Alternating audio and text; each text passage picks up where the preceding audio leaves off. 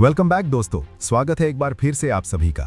आज हम बात करेंगे उस मैच की जिसका इंतजार पूरा हिंदुस्तान कर रहा है। जी हां, T20 वर्ल्ड कप 2026 का फाइनल मुकाबला भारत बनाम न्यूजीलैंड। ये सिर्फ एक क्रिकेट मैच नहीं है दोस्तों, ये एक ऐतिहासिक लम्हा है। ये वो मौका है जब भारतीय टीम के सामने एक बार फिर वही चुनौती आ खड़ी हुई है जो हमेशा उनके रास्ते में दीवार बनकर खड़ी हुई है। न्यूजीलैंड, जिसे हम कीवी टीम के नाम से जानते हैं, वो टीम जिसने T20 वर्ल्ड कप में हमेशा भारत को रोका है। लेकिन इस बार माहौल अलग है, जोश अलग है और टीम इंडिया की तैयारी भी पहले से कहीं बेहतर है। दोस्तों, अगर आप क्रिकेट के दीवाने हैं और टीम इंडिया के फैन हैं तो आज की ये वीडियो आपके लिए बेहद खास है। इसलिए वीडियो शुरू करने से पहले आपसे एक गुजारिश है कि अभी इसी वक्त हमारे चैनल को सब्सक्राइब करें और इस वीडियो को लाइक जरूर करें ताकि ऐसी जानकारियां आप तक सबसे पहले पहुंचती रहें। आइए सबसे पहले बात करते हैं मैच की पूरी डिटेल की। ये फाइनल मुकाबला 8 मार्च 2026 को रविवार के दिन खेला जाएगा और इसका मैदान होगा अहमदाबाद का नरेंद्र मोदी स्टेडियम, जो दुनिया का सबसे बड़ा क्रिकेट स्टेडियम है। टॉस शाम 6:30 पर होगा और मैच शाम 7 बजे शुरू होगा। अगर किसी कारण से मैच नहीं हो पाता तो रिजर्व डे 9 मार्च सोमवार को रखा गया है। अब बात करते हैं पिच रिपोर्ट की। नरेंद्र मोदी स्टेडियम की पिच के बारे में क्रिकेट जानकार हमेशा से कहते आए हैं कि ये पिच एक पहेली की तरह है। यहाँ 2 तरह की मिट्टी इस्तेमाल होती है, एक काली मिट्टी और एक लाल मिट्टी। काली मिट्टी की पिच पर नमी लंबे समय तक टिकती है, उछाल एक समान रहता है और बल्लेबाज खुलकर खेल सकते हैं। ये पिच उन टीमों के लिए फायदेमंद है जिनके पास बड़े शॉट खेलने वाले बल्लेबाज हों। वहीं लाल मिट्टी की पिच पर गर्मी के कारण जल्दी दरारें पड़ती हैं और स्पिन गेंदबाजों को खूब टर्न और ग्रिप मिलती है। अब बात करते हैं टॉस प्रेडिक्शन की। अहमदाबाद में रात के समय नमी यानी ओस काफी बढ़ जाती है। इसका मतलब यह है कि दूसरी पारी में गेंद गीली हो जाती है और गेंदबाजों को पकड़ बनाने में दिक्कत आती है। इसलिए टॉस जीतने वाली टीम पहले गेंदबाजी करना पसंद कर सकती है ताकि दूसरी पारी में बल्लेबाजी की जाए और ओस का फायदा उठाया जाए।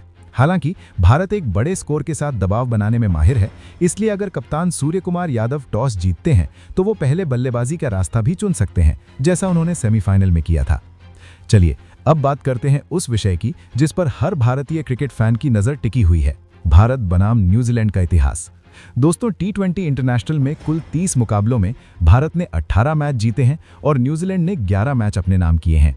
तो समग्र रूप से भारत का पलड़ा भारी है, लेकिन जब बात T20 वर्ल्ड कप की आती है तो तस्वीर पूरी तरह बदल जाती है। T20 वर्ल्ड कप में अब तक 3 बार इन दोनों टीमों का सामना हुआ है और तीनों बार न्यूजीलैंड जीता है। भारत का रिकॉर्ड वर्ल्ड कप में न्यूजीलैंड के खिलाफ 0-3 का है। यही वो कीवी कर्स है जिसके बारे में क्रिकेट जगत में खूब चर्चा होती है। अब बात करते हैं इस वर्ल्ड कप में भारतीय टीम के अब तक के सफर की। दोस्तों, टीम इंडिया का ये सफर बेहद रोमांचक रहा है। ग्रुप स्टेज में भारत ने अपना दबदबा कायम रखा, लेकिन सुपर 8 के पहले मैच में दक्षिण अफ्रीका ने उन्हें 76 रनों से हरा दिया, जिसने पूरे देश को चौंका दिया। लेकिन टीम इंडिया ने वहां से शानदार वापसी की, जिम्बाब्वे को 72 रनों से और वेस्टइंडीज को 5 विकेट से हराकर सेमीफाइनल में जगह पक्की की। सेमीफाइनल में वानखेड़े स्टेडियम में भारत ने इंग्लैंड को 7 रनों से हराया। संजू सैमसन के 89 रन और शिवम दुबे के 43 रन की बदौलत भारत ने 253 रनों का विशाल स्कोर खड़ा किया।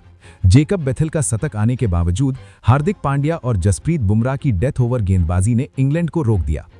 अब बात करते हैं न्यूजीलैंड के सफर की।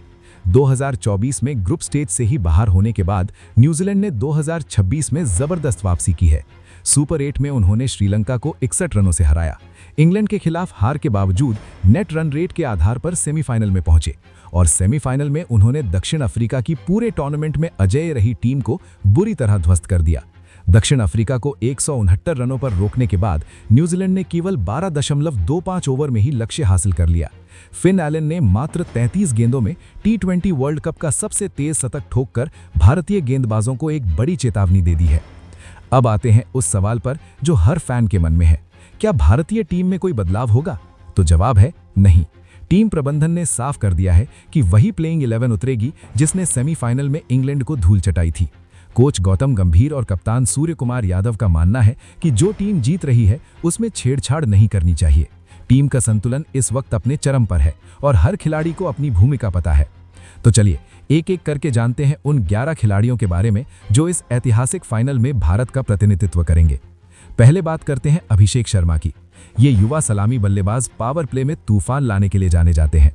इस टूर्नामेंट में उनके रनों में थोड़ी उठापटक रही है, लेकिन न्यूजीलैंड के खिलाफ हाल की द्विपक्षीय सीरीज में उनके 68 रन बेहद अहम थे।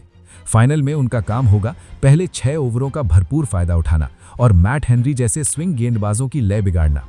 अब बात करते हैं संजू सैमसन की। दोस्तों, ये खिलाड़ी इस वक्त अपने करियर के सबसे शानदार दौर में है। केवल 4 पारियों में 232 रन, औसत 77 से ऊपर और स्ट्राइक रेट 201 के पार। वेस्टइंडीज के खिलाफ 97 रन और सेमीफाइनल में 89 रन की धमाकेदार पारियां। इसने सैमसन को इस टूर्नामेंट का सबसे खतरनाक बल्लेबाज बना दिया है। फाइनल में वे टीम की पारी के ऑर्केस्ट्रेटर होंगे, एक छोर संभालते हुए स्कोर को बड़ा बनाने की नींव रखेंगे। अब नाम आता है ईशान किशन का। दोस्तों, टूर्नामेंट की शुरुआत में ईशान ने बेहतरीन बल्लेबाजी की थी, हालांकि बाद में थोड़े फीके पड़े, लेकिन उनकी अहमियत यह है कि वो बाएं हाथ से बल्लेबाजी करते हैं, जिससे गेंदबाजों का कोण बदल जाता है। सूर्य कुमार यादव के साथ मिलकर स्पिनरों के खिलाफ दबाव बनाना उनकी सबसे बड़ी जिम्मेदारी होगी। चौथे नंबर पर हैं कप्तान सूर्य कुमार यादव, दुनिया के नंबर 1 टी20 बल्लेबाज। इस टूर्नामेंट में 242 रन उनके खाते में हैं। 360 डिग्री के उनके शॉट खीलने की क्षमता अहमदाबाद की बड़ी बाउंड्री पर भी कारगर होती है। मिचेल सैंटनर की फिरकी का जवाब देना होगा सूर्या को, और यही उनकी सबसे बड़ी परीक्षा होगी। 5वें नंबर पर है तिलक वर्मा। इस युवा बल्लेबाज ने नंबर बदलने के बावजूद अपनी उपयोगिता साबित की है। मुश्किल परिस्थितियों में पारी को थामे रखना और मध्य ओवरों में तेजी से रन बनाना, यही तिलक की खासियत है। न्यूजीलैंड के लेग स्पिनर को काउंटर करने में उनकी बाएं हाथ की बल्लेबाजी काम आएगी। अब बात करते हैं हार्दिक पांड्या की, टीम के एक्स फैक्टर। इस टूर्नामेंट में हार्दिक ने बल्ले और गेंद दोनों से अहम योगदान दिया है।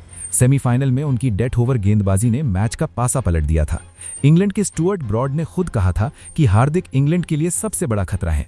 फाइनल में वो आखिरी 4 ओवरों में स्कोर को 200 के पार ले जाने और 5वें गेंदबाज के तौर पर अहम विकेट लेने की जिम्मेदारी निभाएंगे। अब बात करते हैं शिवम दुबे की। इस टूर्नामेंट में 15 छक्के, सोचिए जरा। स्पिनरों के खिलाफ दुबे का खेल देखना एक अलग ही आनंद है। सेमीफाइनल में उनके 43 रनों ने भारत को एक अजेय स्कोर तक पहुंचा दिया। फाइनल में उनकी सबसे बड़ी भूमिका होगी मिचेल सैंटनर और सचिन रविंद्र के ओवरों को निशाना बनाना, ताकि भारत मध्य ओवरों में पीछे न रह जाए। 8वें नंबर पर हैं अक्षर पटेल, बल्ले और गेंद दोनों से संतुलन देने वाले खिलाड़ी। न्यूजीलैंड के खिलाफ पहले 3 विकेट 33 रनों पर लेना उनकी गेंदबाजी की धार को दर्शाता है। अहमदाबाद की पिच पर उनकी सटीक लाइन और लेंथ कीवी बल्लेबाजों को बांधे रखेगी। 9वें नंबर पर है वो खिलाड़ी जिनसे पूरे देश को सबसे ज्यादा उम्मीदें हैं, जसप्रीत बुमराह, दुनिया के सबसे खतरनाक टी20 गेंदबाज। उनकी यॉर्कर का कोई जवाब नहीं है। सेमीफाइनल में जब जेकब बेथेल सेट होकर मैच जीतने की कोशिश कर रहे थे, बुमराह ने उन्हें भी रोक दिया। फिन एलन के तूफान को रोकना और डेथ ओवर में न्यूजीलैंड की रन गति पर लगाम लगाना, यही बुमराह का मिशन होगा। 10वें नंबर पर है अर्शदीप सिंह। बाएं हाथ का ये तेज गेंदबाज नई गेंद से स्विंग और डेथ ओवर में विविधता का जादू दिखाता है। हाल ही में न्यूजीलैंड के खिलाफ उन्होंने अपना पहला 5 विकेट हॉल लिया। फाइनल में उनकी भूमिका होगी फिन एलन को कोण बनाकर परेशान करना और पारी की शुरुआत में कीवी ओपनर्स को दबाव में रखना।